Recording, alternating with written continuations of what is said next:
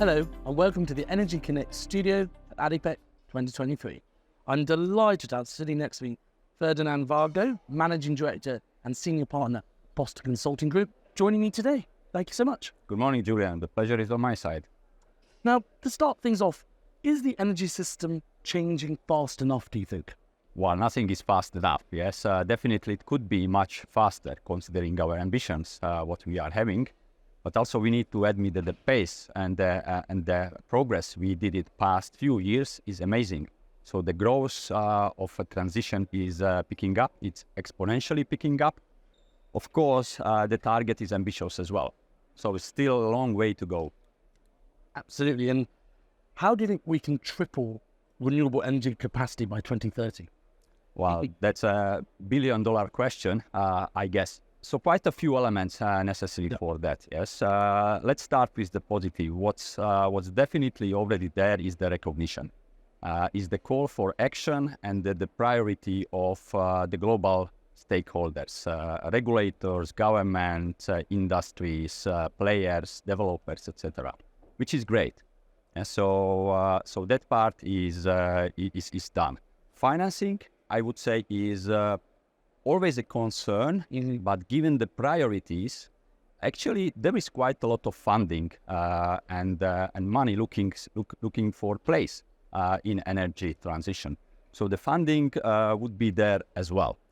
Few constraints, I would say, not necessarily in the order of priorities, but that while probably the most important one though is very low level of returns in the industry, which is driving the transition, which is de facto one of the most important industries for our planet.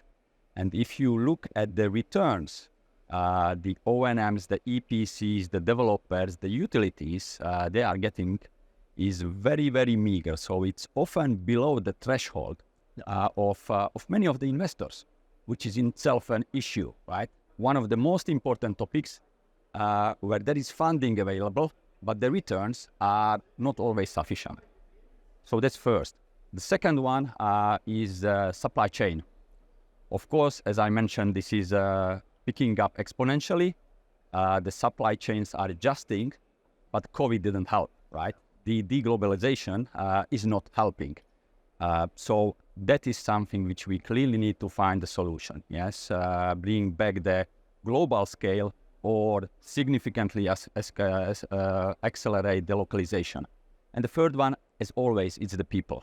This is an industry which is still fairly nascent, both in terms of financial structuring, engineering, but most importantly, the blue-collar constructing workforce, which is not always at the place where actually the projects would need to happen. So there is significant challenges also to mobilize and bring the people where also the projects are. So I would say these three are probably the most important factors and to make this happen in real life as well. Very interesting, Ferdinand. Some of the key technologies for renewable energies are there, solar, wind, but one of the big things is how do we scale it up properly and in the right timely manner? Probably one of the big issues. Actually, within utilities, we would say that the technology is already scaled up, right? So or elements of the technology, right? I mean, the stack is much more complex, but if you start from the main elements, so the solar and wind, yes, I mean, it's at scale. Of course, the supply chain are struggling, as mentioned, but we are producing gigawatts of capacity on an annual basis. Different story where this production is currently based at, but there are gigafactories for all of these. The issue, though, that this itself is not sufficient, as both solar and wind are intermittent, right? And we need a stable supply or predictable supply. Yes, the demand is normally 24/7 for many of the industrial players. So the technologies which are necessary to complement the solar and the wind, like batteries, inverters, not to speak about the networks themselves, are also under significant pressure. And perhaps in those more niche areas, there we still need to scale up, and there is a lot of technology, and the cost curves are significantly declining. Unlike, for example, in the wind and solar, where the cost curves, were declining for quite some time. During COVID, actually picked up a little bit because of the supply chain.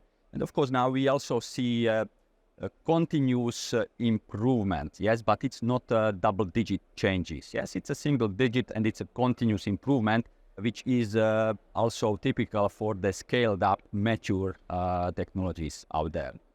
Yeah, and going back to the finance, investment in a hurdle or one of the key elements, especially if you're looking at the different regions or markets that are investing in renewable energy. That must be an issue as well. Different markets, different regions are further ahead, but others have to catch up. But then where's the investment or capital investment coming from? Fortunately, the major developers, they are not only focused at the developed markets, which, of course, where the decarbonization and the sustainability is improving rapidly, but they are often looking at the developing markets.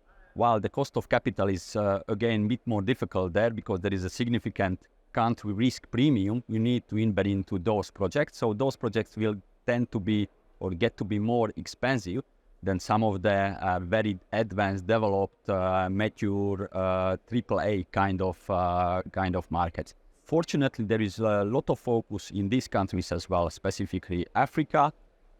Of course, the region we are sitting is among the more developed one, but we also got a lot of advantages and prerequisites. The solar irradiation is extremely good. And fortunately, there is also a lot of available land as well, which is prohibiting, for example, the scaling up of some of these technologies, like in most developed countries like Europe, US, where the population density is really high. It's difficult to put there a gigawatt of solar because that requires squares of kilometers of land, which is not necessarily available, right, in New York, for example. Yeah, absolutely, Ferdinand. And we're here at ADIPEC. Now, what's important of a show like this that now is focused, well, the thing this is decarbonization. So you are seeing renewable energy focused here more. What's the significance of that with the folks now in the oil and gas industry on the renewable side? Yes, it's really great to see actually that the sustainability, not only within the oil and gas production, refining and so on and so forth, but also the renewables and the power is getting space at ADIPEC. So it's really great to see, and this is also supporting what I mentioned, that the awareness is already there. So we don't have issue with the awareness, yes? We need to make it work, yes, which is still a big challenge and big task. But also the oil and gas players, look at them, they are significantly investing into these technologies globally. Thank you very much for coming down to the Energy Connect studio. Julian, thanks a lot. Thanks everyone for watching, and I look forward to bringing more studio interviews from the show floor in the coming days.